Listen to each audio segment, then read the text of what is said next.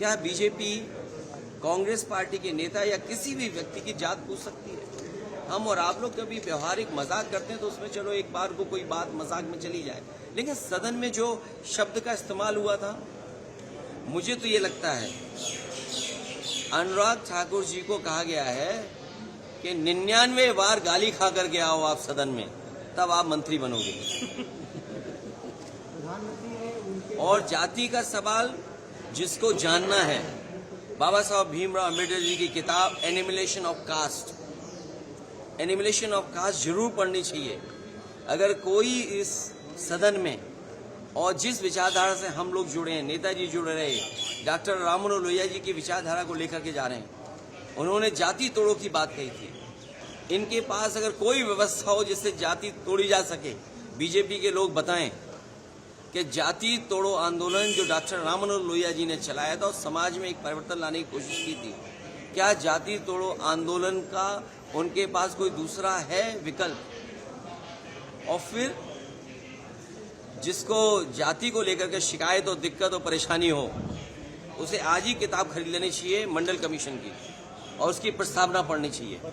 और प्रस्तावना के साथ साथ हमारे संविधान की प्रस्तावना भी पढ़नी चाहिए, जिसमें सोशलिस्ट कंट्री की बात कही है, जिसमें गैर बराबरी खत्म करने का रास्ता दिखाया गया है। और जाति के आधार पे ही आपको आरक्षण क्यों दिया है? आरक्षण इसीलिए दिया कि हम जाति के आधार पर हम गरीब हैं, तो अगर ये मांग हो रही है कि जाति जनगणना हो तो कोई गलत नहीं है। हमारे बहुत सारे फैसले और बहुत सारी नीतियां तभी अच्छी बनेंगी जब जाति जनगणना हो जाए और समाज को ये पता लगे कौन कितनी आबादी का है, उसको उस हक और सम्मान के साथ उसको उसमें मिल जाए। और सबसे बड़ी बात है, भारतीय जनता पार्टी के लोग घबराए हुए पीडीए की लड़ाई से, ये पीडीए से घबराए हुए हैं, क्योंकि एनडीए को अगर किसी ने पटका है तो पीडीए ने पटका है। और जो लोग कहते थे एम बाई गठबंधन, एम बाई गठबंधन, हमारे पीडीए ने एम बाई को हराने का काम किया है। इसका जवाब उनके पास नहीं है। सर, प्रधानमंत्री जो अपलोड कर रहे हैं अनुराग ठाकुर के स्टेटमेंट को, उस पर कुछ है? उनके लिए कहा है कि वो 99 बार इस तरह का कहें सदन में, तब वो मंत्री बनेंगे। सर, एंटी कन्वर्जन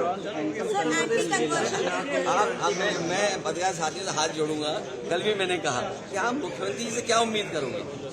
उससे कोई और उम्मीद कर सकते हैं आप कोई उम्मीद ये कर सकते हैं कि किसानों की आय दोगुनी करेंगे? क्या उनसे उम्मीद कर सकते हैं कि आज के जमाने के हिसाब से किसान के लिए वो मंडी बनाएंगे? जितने बड़े पैमाने पर नौजवान बेरोजगार हैं, क्या उनको नौकरी देने का बात कहेंगे? अरे जिन्होंने बिजली को महंगा कर दिया हो, बिजली के कारखाने पूरे न किए हों, उत्तर प्रदेश को बर्बाद कर दिया हो, और उनसे क्या उम्मीद करोगे? क्योंकि वो ध्यान हटाना चाहते हैं, कभी तख्ती लगवाते फिर रहे हैं, कभी फिर वो ऐसे कानून ला रहे हैं। अरे छुआछूत के खिलाफ भी कोई काम करेंगे। और फिर सरकार, ये जानते हैं आप, अगर इंटर कास्ट शादी करते हैं तो आपको मदद करती है सरकार। आप इंटर रिलीजन करते हैं तो यूपी की सरकार मदद करती थी। तो इसी सरकार से पूछो कि पिछले 6 साल से जो पॉलिसी बनी हुई थी कि इंटर कास्ट, इंटर रिलीजन शादी में सरकार मदद करेगी, तो ये बताएं कि सरकार मदद करेगी कि वो भी खत्म कर दिया कानून? योगी आदित्यनाथ जी ने कहा कि आप चर्चा को गच्चा दे दिया। अरे भाई, दिल्ली वालों ने लखनऊ वालों को गच्चा दिया और लखनऊ वालों ने दिल्ली वालों को गच्चा दिया, और उसके लिए सब सर एक दूसरे से मार रहे हैं कि आखिर गच्चा किसने किसको दिया।